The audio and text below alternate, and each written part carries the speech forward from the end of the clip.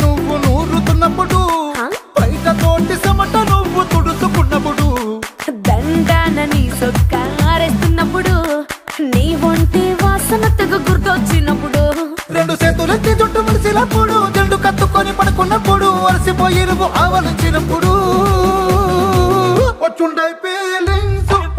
feelings వచ్చి వచ్చి చంపేస్తుండై